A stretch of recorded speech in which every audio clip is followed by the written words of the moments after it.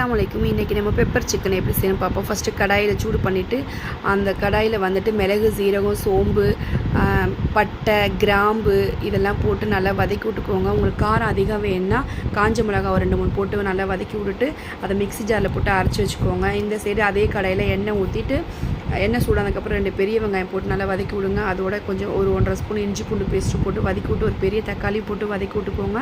நல்லா வதங்குறதுக்கு கொஞ்சம் உப்பு சேர்த்து நல்லா வதக்குனீங்கன்னா நல்லா வதங்கிடும். அதுக்கு மேலே க்ளீன் பண்ணி வச்சுருந்த சிக்கனையும் போட்டு நல்லா வதக்கி விட்டுக்கோங்க.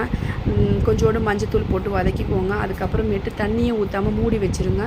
மூடி வச்சு ஒரு 5 நிமிஷம் கழிச்சு ஓப்பன் பண்ணி பார்த்தீங்கன்னா நிறையா தண்ணி விட்டுருக்கும்.